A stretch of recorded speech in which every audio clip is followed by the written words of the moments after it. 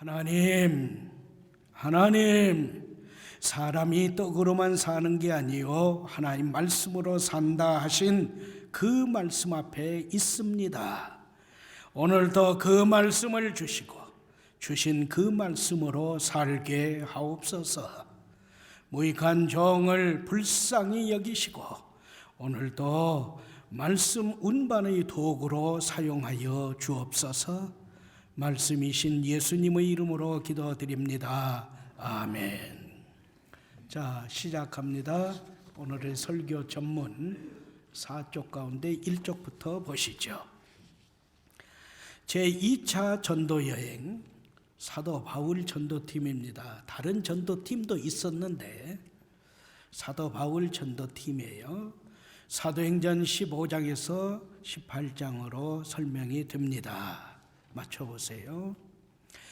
제1차 사도 바울 전도팀에 의해 복음을 듣고 세워진 이방 교회들은 여전히 연약했습니다.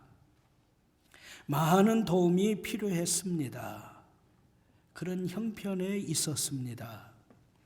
이러한 교회들을 돌아보고 양육하기 위해서 사도 바울이 신라라고 하는 또 다른 분과 함께 출발한 전도 여행이 제2차 전도 여행입니다. 시기는 학자에 따라 다릅니다. 저는 보수적인 전통적인 학자들의 견해를 따르겠습니다. 기간은 학자마다 다르기 때문에 설정이 되어져야 하는데요. 주후 49년 혹은 50년에서 주후 53년 혹은 52년 약 4년에 걸쳐 진행되었습니다. 이 2차 전도 여행의 그 거리는 약 4,500여 킬로에서 5,600여 킬로라고 하니까 만리가 넘습니다. 11,250리에서 14,000리를 돌아다니면서 자전거 탄 것도 아니고 순전히 걸어다니면서 전도한 겁니다. 우리는 요즘에 너무 편하게 신앙생활 하지요. 사도 바울의 전도팀의 제2차 전도 여행의 특징 가운데 간과할 수 없는 반드시 기억해야 할 것은 유럽 지역의 복음이 처음으로 전해졌다는 사실입니다. 유럽 지역에 아시아에만 머물던 복음이 유럽 지역에 처음으로 복음이 들어갔다는 측면에서 선교사적 의미가 대단히 크고 중요합니다. 자, 동그라미 1번. 바울이 실라와 함께 수리아의 안디옥 교회에서 다시 선교사로 파송을 받습니다. 안디옥이라고 하는 그 도시 이름이 저 밤빌리아의 안디옥이 있었고 수리아의 안디옥이 있기에 그렇게 구분하는 겁니다. 배를 타지 않고 1차 때는 배를 탔는데 이번에는 배를 타지 않고 육지로 제1차 전도 여행지의 맨 마지막 부분부터 다시 시작합니다. 끄트머리에서부터 시작을 하는 것이 1차 때는 끄트머리, 2차 때는 그 끄트머리가 시작이 되는 것이죠. 그래서 길리기아 지방의 더베, 루스드라 교회들을 돌봅니다. 그러면서 동그라미 3번 루스드라 지역에서 제1차 전도 여행 때 복음을 전해서 세례를 베풀었던 디모데를 조력자로 삼고 함께합니다. 동그라미 4번 소아시아 내륙의 부르기아 지방과 갈라디아 지방을 두루 거칩니다. 우리 신약성경에도 갈라디아서가 있잖아요. 갈라디아 지방입니다. 그러다가 소아시아 서쪽 끝의 항구 도시 드로아에 갑니다. 우리 영화에서 트로이 전쟁이라고 있습니다. 영어식 이름으로는 트로이라고 하고 이 헬라식 이름으로는 드로아라고 합니다. 그곳에서 그리스 사람, 유럽의 그 그리스 마게도냐 사람의 환상을 봅니다. 와서 우리를 도우라 하는 환상을 보고 하나님께서 유럽에 복음을 전하라 하시는구나 해서 바로 동그라미 5번 드로아에서 배를 타고 그리스로 넘어가는데 사모드락의 데아폴리 지방을 거쳐 빌립보에 들어갑니다. 동그라미 6번 빌립보에서 자색 옷감 장사 누디아에게 복음을 전하고 그러면서 지내다가 귀신 들려 점치는 여인을 예수님의 이름으로 고쳐줍니다. 이 일로 인해서 많은 매를 맞고 감옥에 갇힙니다. 엄청난 매를 맞았어요. 그러나 하나님의 기적적인 도우심으로 석방이 되고 석방이 된 다음에는 동그라미 7번 암비볼리와 아볼로니아 도시를 지나서 데살로니가로 가서 전도합니다. 그러자 데살로니가에 있는 이방인들은 복음을 받으나 유대인들이 끈질기게 방해해서 그리고 사도 바울을 죽이려고 하니까 밤에 베르야라는 지방으로 도시로 떠납니다. 동그라미 8번 베르야에서 성공적으로 복음을 전합니다. 그런데 데살로니가에 있던 유대인들이 거기까지 쫓아옵니다. 우리 목포에서 고창 정도 떨어진 베르야와 데살로니가인데 고창에서 목포까지 쫓아오는 셈이죠. 그래서 사도 바울을 죽이려고 하니까 그들을 피해서 실라와 디모데 등 다른 전도대원들을 그대로 남도에 둔 채 사도 바울만을 죽이려고 하니까 사도 바울 혼자 아덴으로 피신을 합니다. 동그라미 9번 아덴에서 전도하다가 아덴의 아레오바고 법정에서 철학자 등 그 아덴 사람들과 변론을 하면서 복음을 전합니다. 바로 지난 주일 여기까지 공부했습니다. 오늘은 고린도에서의 전도를 배우는데 오늘부터 다음 주일 14일, 그 다음 주일 21일 세 주일 동안 고린도에서의 전도를 배웁니다. 아주 중요하니까요. 뒷면은 별지 뒷면은 말씀드린 대로입니다. 먼저 우리는 1절 말씀에 담긴 바울의 현실을 대합니다. 사도행전 18장 1절 말씀은 이렇게 시작합니다. 그 후에 바울이 아덴을 떠나 고린도에 이르러. 그 후에는 언제예요? 이것은 바울이 홀로 사도행전 17장 16절부터 34절 아덴에서의 전도 사역을 마친 후 다시 홀로 고린도 시에의 전도 사역으로 직행했음의 증언입니다. 그 후에 여기에서 사도행전 18장 1절 2절 말씀에는 없지만은 훗날 사도 바울이 고린도 교회 성도들에게 고백한 내용이 있습니다. 내가 아덴을 떠나서 고린도에 들어가고 고린도의 초기에 전도 사역을 할 때 내 마음은 내 형편은 이랬습니다 하고 고백한 게 고린도전서 2장 3절 말씀에 담겨 있습니다. 그 말씀은 이렇습니다. 아덴을 떠나 여러분의 고린도 시에 들어가서 전도하며 여러분과 함께 지낼 때 나는 몸도 마음도 영혼도 매우 연약한 상태였습니다. 그래서 나는 두려워하며 심히 떨었습니다. 이렇게 고백합니다. 무엇일까요? 그건 이렇습니다. 빌립보에서 무당 여인을 예수님 이름으로 고쳐준 일로 매를 많이 맞았어요. 그래서 건강이 악화된 겁니다.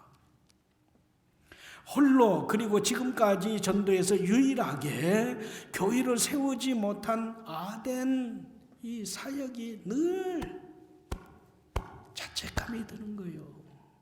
왜 내가 그랬을까? 이렇게 했으면 더 많은 사람들이 예수 믿지 않았을까? 아이고 자책이 드는 거예요. 거기에다가 겨우 3주만 머물다가 쫓겨난 데살로니가 교회 3주만 머물다가 베르야로 쫓겨났던 그 데살로니가 교회 성도들의 신앙생활이 삐뚤어졌다는 거죠. 어긋났다는 거죠.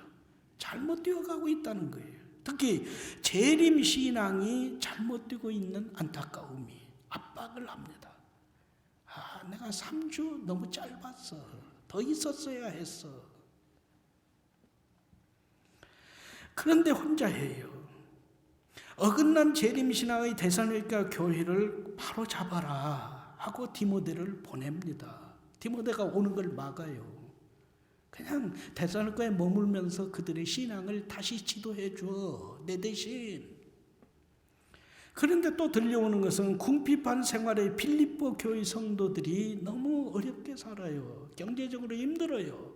그래 그들을 좀 살피면서 위로해 줘 하고 실라를 데살로니가에서 빌립보로 다시 보낸 거예요. 두 사람이 아직 돌아오지 않습니다. 두 곳의 그 데살로니가 교회와 빌립보 교회의 상황이 궁금해요. 기다려지는 거예요. 근데 두 사람이 안 와요. 그러니까 궁금하면서도 여전히 자기는 혼자 있는 거죠. 혼자 살아가는 것이 위험합니다. 여전히 홀로 된 상황 등이 나 바울을 의기소침 상태로 내몰았습니다. 곧 아덴에서처럼 또 홀로 음란과 남봉꾼의 대명사 고린도 전도에 직면했다. 나 혼자 이 일을 해야 한다. 그래서 몸도 마음도 영혼이 매우 나약해진 나는 두려웠습니다. 심히 떨었습니다. 고백하는 것이 이때의 상황입니다. 당시 고린도는 시 안에 동쪽과 서쪽에 큰 항구가 있었습니다. 그래서 육상과 해양 무역의 중심지였습니다.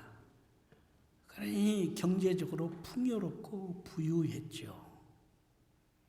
그런데 그 경제적 부로 인한 사치가 극에 달했어요. 아까운 줄 몰라요. 사치, 부어라 마시라 하는 거예요. 그러다가 잡다한 신전들이 많아요. 이런 신, 저런 신, 그런 신을 섬기는 신전들이 많이 있었는데 그 신전에서 술판이 벌어지는 거죠. 술판이 벌어지고 신에게 제사 지내고 남은 고기를 먹다 보면은 남는 건 뭐예요? 성적 문란입니다.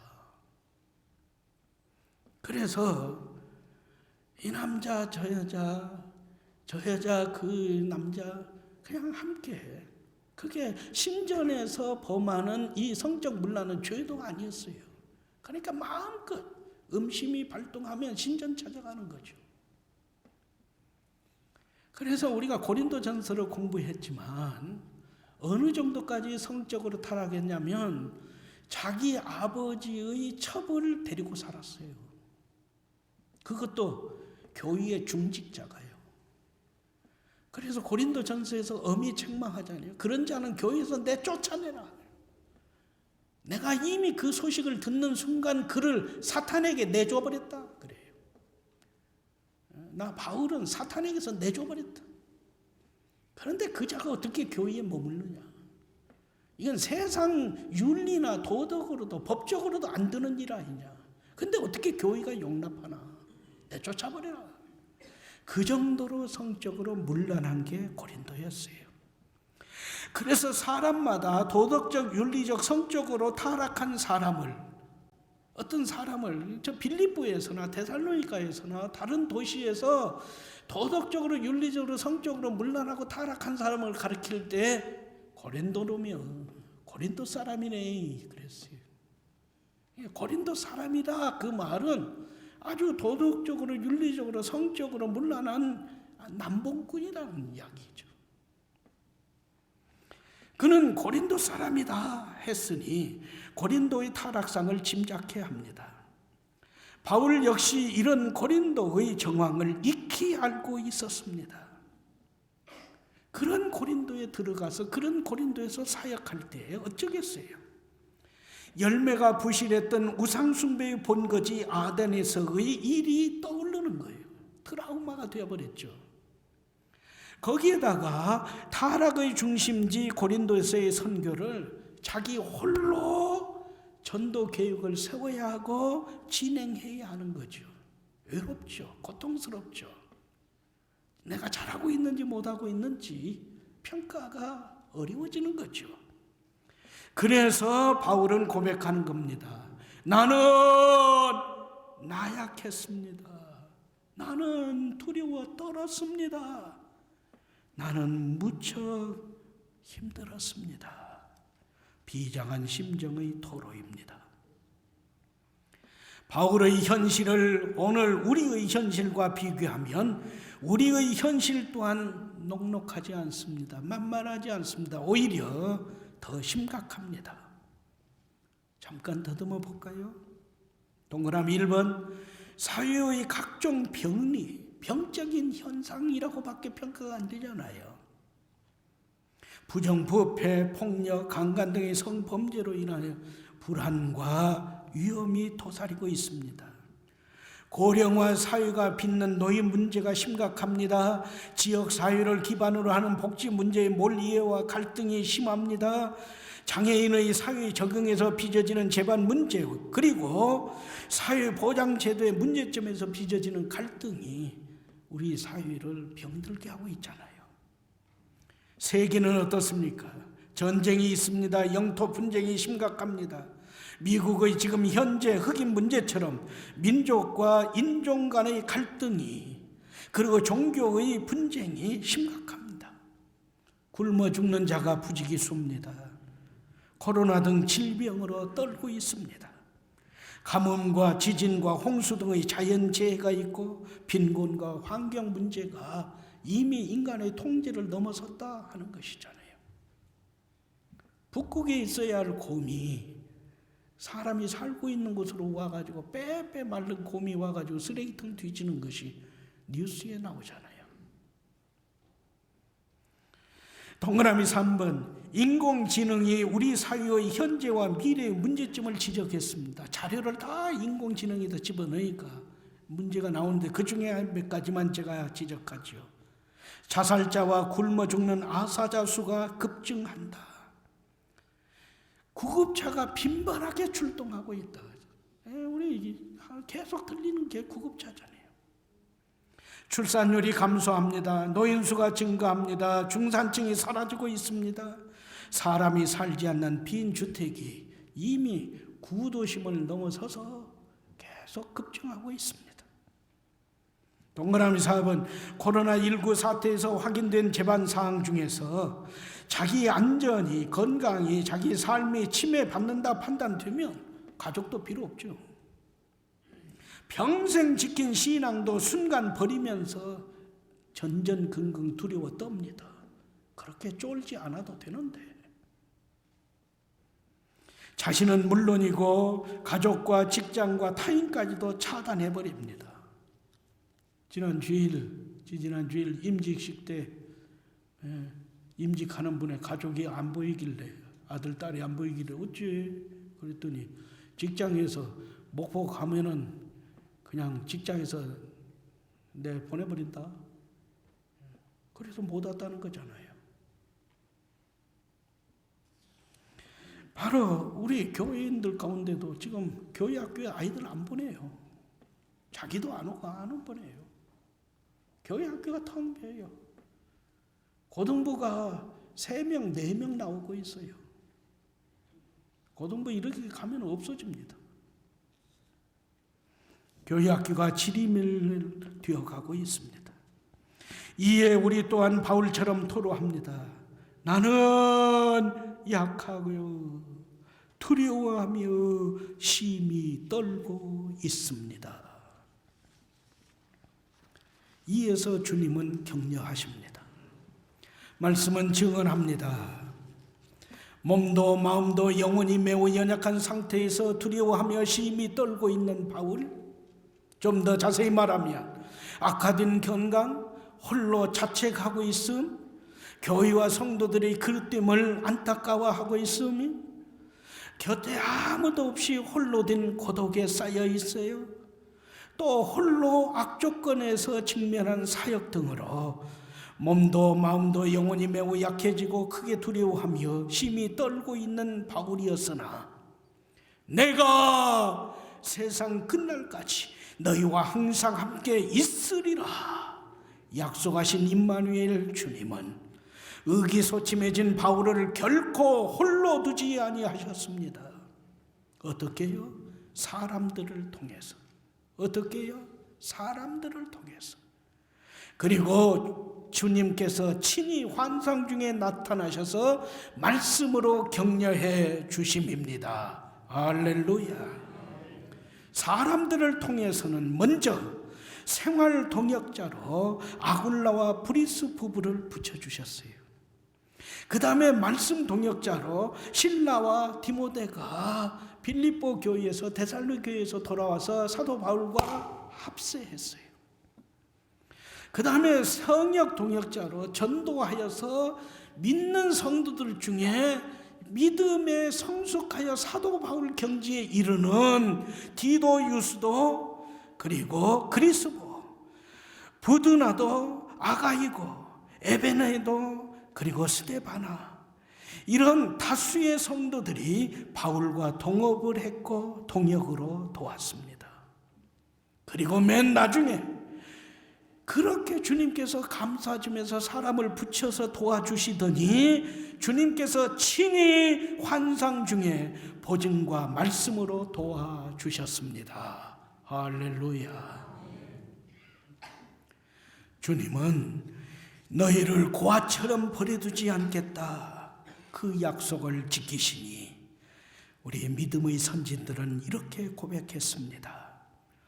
지금도 살아 계셔서 언제나 하시는 일 나 같은 죄인 부르사 참 소망 주시도다. 아멘. 주님의 품에 안겨 쉬는 나를 편히 쉬는 나를 누가 해치랴. 땅이 흔들리고 모두 떨지라도 겁낼 것 없네. 죄와 지옥의 물결이 우리를 덮쳐도 주님은 피난처시라. 아멘. 내 죄를 회개할 때 용서해 주시고 병든 몸을 고쳐주사 새로운 생명을 주시네. 내 속에 쌓인 근심 한없이 그것만 주 친히 벗겨주사 위로해 주시네. 내 주를 의지하니 내 마음이 편하고 주님이 나를 붙드시니 내 앞길이 환하도다. 무거운 짐 등에 지고 인생길을 가는 자, 힘이 없어 쓰러지려 할 때에 능력 있는 팔을 펴서 나의 손을 붙들어 나를 구해주리 누가 있을까? 지은 죄를 돌아보니 부끄럽고 괴로워 자나깨나 마음에 평안이 없을 때 추한 죄인 용납하사 품에 안아주시고 깨끗하게 하시리가 누굴까? 주 예수. 할렐루야. 괴로운 세상 지낼 때 나를 인도하여 주소서. 주를 믿고 나가면 길을 잃지 않겠네. 찬송가 그리고 성경에 우리가 듣는 이런 간증은 시간이 부족할 뿐 선진들의 고백은 마르지 않는 삶입니다. 여기에서 주의하세요. 그리고 배우세요. 우리는 항상 주님께서 친히 나타나셔서 주님의 손길로 능력으로 붙들어 주시고 품고 고쳐 주시고 해결해 주신 기적을 원합니다. 그러나 말씀에 기록된 바울의 경우에는 먼저 여러 사람을 붙여주셨어요. 먼저 여러 사람과 통역하게 하셨어요. 그러나 주님이 보이지 않는 손길로 다 그렇게 하고 계셨어요. 그런 다음에 말씀으로 친히 격려해 주고 계셨어요. 그러므로 여러분, 누가 인간관계, 특히 사도신경에 담긴 교회에서 성도의 교제에 소홀할 수 있습니까? 누가 인간관계를 사도신경에 담겨진 교회에서 성도의 교제가 이것 없이 홀로 믿음 생활하면서 살아간다 하는 겁니까? 누가 홀로 살 수 있어요? 주님은 원수를 사랑하라 하셨어요. 그런데 우리는 원수가 아니잖아요. 한 피바다 한 몸 이룬 형제 자매입니다. 함께 멍에를 메고 동역하는 것, 이것이 평화로운 목장 선교하는 교회를 이루는 첩경입니다. 그러므로 성산 가족 여러분, 힘들죠. 눈물이 하염없이 흐를 때가 있어요. 대체 뭐한 거야? 내가 지금까지 어떻게 산 거야? 내가 지금 뭐하고 산 거야? 뭐 하고 있는 거야? 허무감이 느껴질 때가 많습니다. 그럼 확 끝내버려. 어쩌? 그럴수록 지금처럼, 아니 진일보하여 지금보다 더 귀하고 복된 성도의 교제 나눔으로 이겨내세요. 할렐루야. 목사님 모르게, 목사님한테 알리지 마. 교회에 광고하지 말라 그래. 그러면 뭡니까? 목사가 뭐 들어있어요? 근데 그렇게 교회에 알리지 마. 목사님 모르게 알리지 마. 그 말까지 다 들어와요. 그럼 목사는 무너집니다. 도대체 나하고 36년 동안 함께 신앙생활 한 사람들 맞아? 그럼 내가 뭐 들어있는 거야, 성산교회에? 목사 마음 무너지는 거예요. 알기나 하세요? 그래도 위로받는 것은 우리 장로님들 가운데, 그리고 좀 장로 되신 지 오래되신 연주가 되는 장로님들은 그래도 저한테 전화한다고요. 저한테 문자 메시지 준다고요. 저 서울 병원에 갑니다. 목사님 기도해 주세요. 그런데 다른 장로님들이나 집사님, 안수기 집사님 여러분들은 그런 말도 없이 목사님 모르게. 물론 제가 건강이 까딱없다니까요.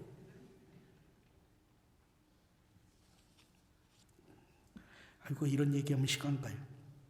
자, 하나님께서, 특히 예수님께서 이렇게 전전긍긍하는 바울을 먼저는 생활 동역자로, 그 다음에 말씀 동역자로, 성읍 동역자로 하신 다음에 직접 말씀을 주셨는데, 오늘은 그 첫 번째 생활 동역자만 배우겠습니다. 다음 주일은 바로 말씀 동역자, 성읍 동역자, 그리고 예수님이 직접 도우시는 것을 배우겠습니다. 오늘은 생활 동역자입니다. 말씀은 증언 교훈합니다. 고린도에 도착한 바울은 전도 사역 수행을 위해 생계 문제를 조속히 해결해야 했습니다. 이에 바울은 조부모 등 선조들이 생계를 위해 기술 한 가지 이상 습득하게 하면서 배운 천막 만드는 기술을 가지고 있었습니다. 그래서 고린도에 도착한 바울은 고린도에서 천막 제조업소를 찾아다니며 자신을 소개하고 일자리를 찾았습니다.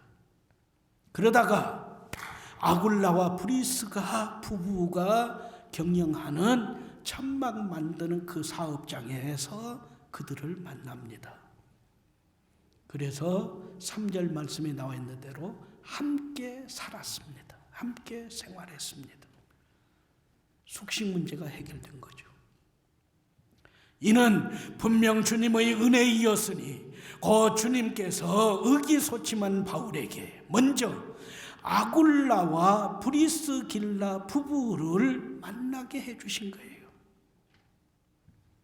아굴라는 소아시아 북부 본도가 고향인데 거기서 출생했는데 유대인 노예였다가 로마에서 자유인이 됩니다. 그리고 나서 로마 시민권을 가진 브리스가 가문의 유대 여성 브리스가와 결혼을 합니다. 아굴라는 천막 제조 기술을 가졌고 가죽을 수공하는 그 기술을 가졌는데 로마와 고린도와 에베소 세 도시의 사업장을 가진 큰 사업가였습니다. 그런데 로마 글라우디오 황제가 유대인은 로마에서 떠나라 하고 로마에서 유대인들을 다 내쫓아버렸어요. 그래서 이 아굴라와 브리스가도 로마를 떠나서 마침 고린도 사업장에 머물러 있는 그때에 바울이 직장을 찾는 그 천막 만드는 그거에 딱 만난 거예요. 그래서 하나님은 이 아굴라 부부를 만남을 통해서 바울의 생활, 특히 바울의 의식주 등 동그라미 3번 생활의 문제들을 우선적으로 해결해 주셨습니다. 그리고 이 아굴라 브리스가 부부는 예수님을 믿는 사람이었기에 바울은 안식일마다 회당에 찾아가서 사람들에게 복음을 선포했습니다. 오늘의 말씀은 우리 각 사람에게 특히 성산의 멍에를 맨 일꾼들에게 밝히 교훈합니다. 세 가지만 배우겠습니다. 하나, 여호와 이레. 앞서 준비하시는 하나님은 바울의 고린도 사역을 준비하시고 인도하셨습니다. 그러므로 성산 가족 여러분, 여러분은 도대체 언제나 아브라함과 바울의 하나님은 내게도 여호와 이레의 하나님이시다 고백하며 이 체험 속에 살아가시렵니까? 하나님은 나를 위해서 준비하시고 앞서서 다 이루어 놓으신 하나님이심을 믿으시면 아멘. 체험하고 계신 분은 크게 아멘. 동그라미 2번, 바울과 아굴라 브리스가 부부의 만남은 바울의 의식주 생활 문제 해결은 물론이고 이들 부부가 바울의 생명을 위해서라면 자신의 생명을 기꺼이 내어놓는 등 끈끈한 관계를 맺었어요. 아주 끈끈한 성도의 교제로 이어지고 본이 되었어요. 바울을 위해서라면 아굴라도 브리스가도 자기 생명을 내놓고 내가 죽을 테니 바울을 살려주시오 하는 그런 관계였다는 거죠. 가장 헌신적인 동역자이며 모든 교회의 성도 역시 이들 부부에게 감사했습니다. 생활의 희노애락, 나아가 생명도 함께 나누는 성도의 교제를 우리가 서로 함께 나누어야 한다. 적어도 성산교회 성도라면 이러한 성도의 교제를 확인하면서 예배 중에 사도신경으로 성도의 교제를 믿습니다 고백함이 맞다는 거죠. 동그라미 3번, 바울의 겸손 근면 성실함을 배우세요. 복음 전하는 사도이나 아굴라 브리스가 부부를 섬깁니다. 노동 현장에서는 주인이잖아요. 사업주잖아요. 뿐만 아니라 수공업이에요. 손으로 하는 일을 마다하지 않고 종사했잖아요. 나아가서 날품팔이 일당을 받는 일, 하루에 일해서 받는 거예요. 그걸 결코 부끄러워하지 않았어요. 후에 아굴라 브리스가 부부를 예수님 안에서의 동역자라고 사도 바울이 그렇게 증언을 하는 거예요. 그렇습니다. 장로, 안수집사, 권사, 교사, 찬양대원, 우리 교회 안에 현장에서 일을 하고 있는 여러분, 우리는 예수님 안에서 동역자가 될 일꾼들을 선택해야 합니다. 동행해야 합니다. 동역해야 합니다. 그러면서 함께 전도해야 한다 합니다. 환경의 변화보다도 변화는 나를 통해서 환경을 변화시키시는 하나님이심을 체험하세요. 우리는 자꾸 내 형편만, 내 환경만 바꿔달라고 해요.